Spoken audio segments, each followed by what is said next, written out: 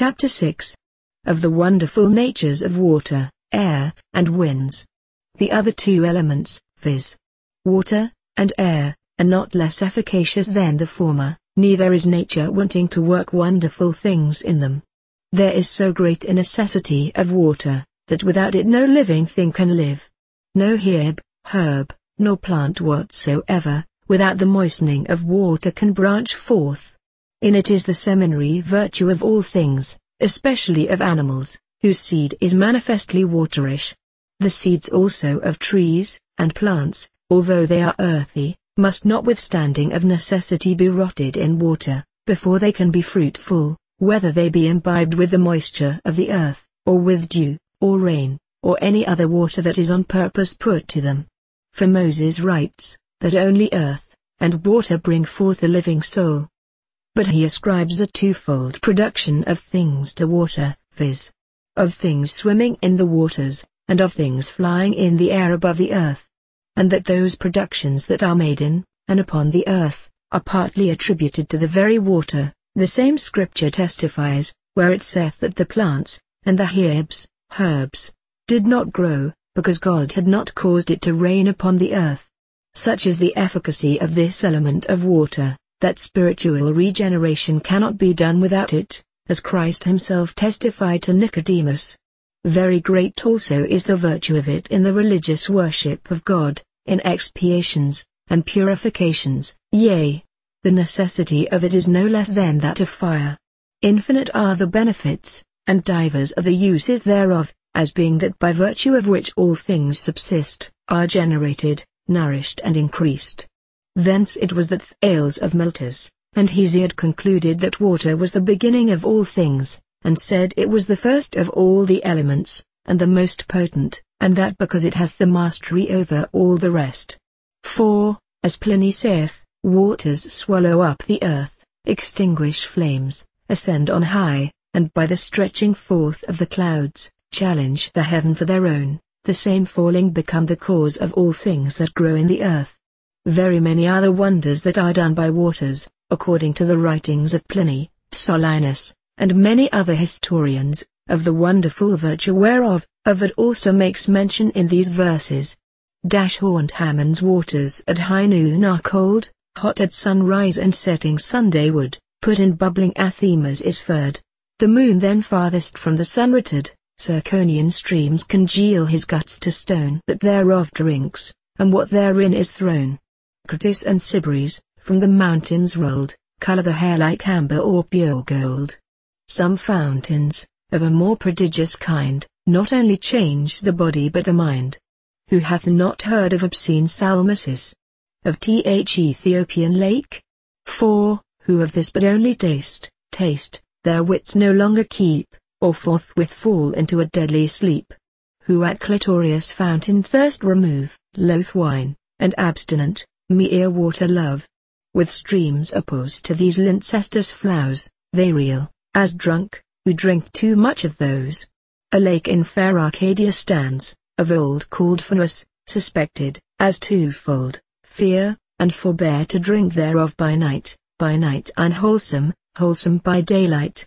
Josephus also makes relation of the wonderful nature of a certain river betwixt Tarsia and Raphania, cities of Syria, which runs with a full channel all the Sabbath, day, and then on a sudden ceaseth, as if the springs were stopped, and all the 6 days you may pass over it dry shod, but again, on the 7th day, no man knowing the reason of it, the waters return again in abundance, as before. Wherefore the inhabitants thereabout called it the Sabbath day river, because of the 7th day, which was holy to the Jews. The Gospel also testifies to a sheep pool, into which whosoever stepped first, after the water was troubled by the angel, was made whole of whatsoever disease he had.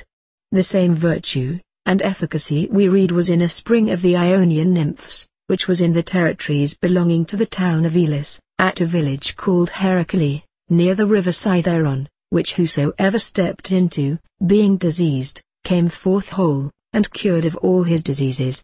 Pausanias also reports, that in Lycus, a mountain of Arcadia, there was a spring called Agria, to which, as often as the dryness of the region threatened, threatened the destruction of fruits, Jupiter's priest of Lycius went, and after the offering of sacrifices, devoutly praying to the waters of the spring, holding a bough of an oak, in his hand, put it down to the bottom of the hallowed spring. Then the waters being troubled, a vapor ascending from thence into the air was blown into clouds, with which being joined together, the whole heaven was overspread, which being a little after dissolved into rain, watered all the country most wholesomely.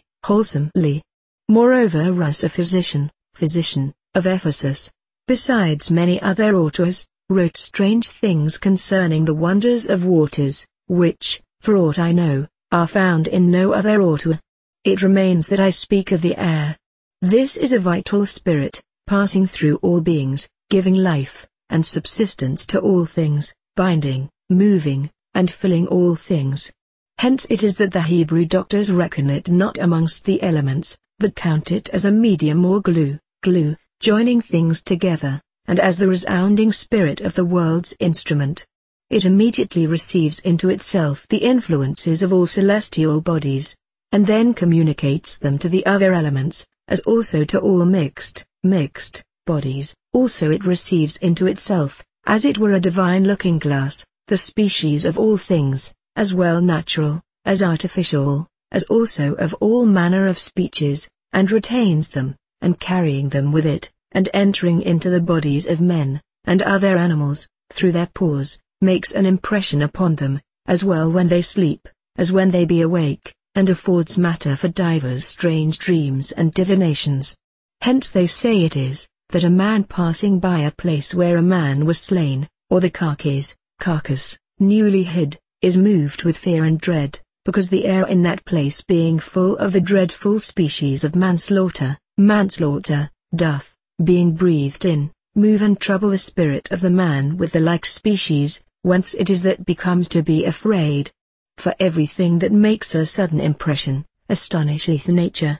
Whence it is, that many philosophers were of opinion that air is the cause of dreams, and of many other impressions of the mind, through the prolonging of images, or similitudes, or species, which are fallen from things and speeches, multiplied in the very air, until they come to the senses, and then to the fantasy, and soul of him that receives them, which being freed from cares, and no way hindered, expecting to meet such kind of species, is informed by them. For the species of things, although of their own proper nature they are carried to the senses of men, and other animals in general, may notwithstanding get some impression from the heaven, whilst they be in the air, by reason of which, together with the aptness and disposition of him that receives them, they may be carried to the sense of one rather than of another. And hence it is possible naturally, and far from all manner of superstition, no other spirit coming between, that a man should be able in a very time to signify his mind unto another man, abiding at a very long and unknown distance from him, although he cannot precisely give an estimate of the time when it is, yet of necessity it must be within 24 hours, and I myself know how to do it, and have often done it. The same also in time past did the abbot Trithemius, both know and do. Also, when certain appearances, not only spiritual, but also natural do flow forth from things, that is to say, by a certain kind of flowings forth of bodies from bodies, and do gather strength in the air, they offer, and show themselves to us as well through light as motion, as well to the sight as to other senses, and sometimes work wonderful things upon us, as Plotinus proves and teacheth. And we see how by the south wind the air is condensed into thin clouds, in which, as in a looking-glass are reflected representations at a great distance of castles, mountains, horses, and men, and other things, which when the clouds are gone, presently vanish. And Aristotle in his Meteors shows, that a rainbow is conceived in a cloud of the air, as in a looking-glass. And Albertus saith, that the effigies of bodies may by the strength of nature, in a moist air be easily represented, in the same manner as the representations of things are in things. And Aristotle tells of a man, to whom it happened by reason of the weakness of his sight, that the air that was near to him, became as it were a looking-glass to him, and the optic beam did reflect back upon himself, and could not penetrate the air, so that whithersoever he went, he thought he saw his own image, with his face towards him, go before him. In like manner, by the artificials of some certain looking-glasses, may be produced at a distance in the air, beside the looking-glasses, what images we please, which when ignorant men see, they think they see the appearances of spirits, or souls, when indeed they are nothing else but semblances kin to themselves, and without life. And it is well known, if in a dark place where there is no light but by the coming in of a beam of the sun somewhere through a little hole, a white paper, or plain looking-glass be set up against that light, that there may be seen upon them, whatsoever things are done without, being shined upon by the Sunday. And there is another sleight, or trick yet more wonderful. If any one shall take images artificially painted, or written letters, and in a clear night set them against the beams of the full moon, whose resemblances being multiplied in the air, and caught upward, and reflected back together with the beams of the moon, any other man that is privy to the thing, at a long distance sees, reads, and knows them in the very compass, and circle of the moon, which art of declaring secrets is indeed very profitable for towns, and cities that are besieged, being a thing which Pythagoras long since did often do, and which is not unknown to some in these days, I will not except myself. And all these, and many more, and greater than these, are grounded in the very nature of the air, and have their reasons, and causes declared in mathematics, and optics. And as these resemblances are reflected back to the sight, so also sometime to the hearing, as is manifest in the echo.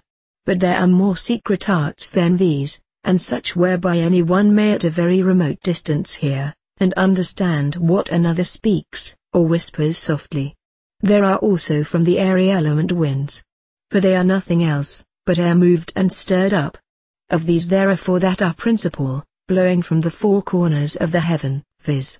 Notus from the south, Boreas from the north, Zephyrus from the west, Urus from the east, which Pontanus comprehending in these verses, saith, cold Boreas from the top of Olympus, blows, and from the bottom cloudy Notus flows.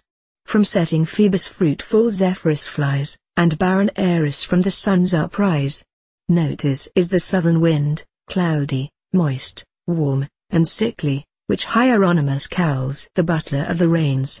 Ovid describes it thus, out flies south wind, with dropping wings, who shrouds his fearful aspect in the pitchy clouds, his white hair streams, his beard big swollen with showers, mists bind his brows, rain from his bosom pours. But Boreas is contrary to Notus, and is the northern wind, fierce, and roaring, and discussing clouds, makes the air serene, and binds the water with frost. Him doth Ovid thus bring in speaking of himself. Force me befits, with this thick cloud I drive, toss the blue billows, knotty oaks, uprive, congeal soft snow, and beat the earth with highly, when I my brethren in the air assail, for that's our field, we meet with such a shock, that thundering skies with our encounters rock and clouds struck lightning flashes from on high, when through the crannies of the earth I flee, and force her in her hollow caves, I make the ghosts to tremble, and the ground to quake. And Zephyrus, which is the western wind, is most soft, blowing from the west with a pleasant gale, it is cold and moist, removing the effects of winter, bringing forth branches, and flowers. To this Urus is contrary, which is the eastern wind, and is called Apeliots, it is waterish, cloudy, and ravenous.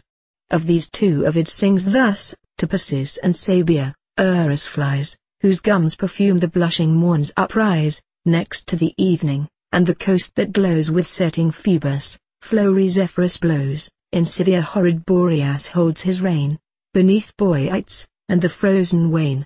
The land to this opposed doth oster steep with fruitful showers, and clouds which ever weep,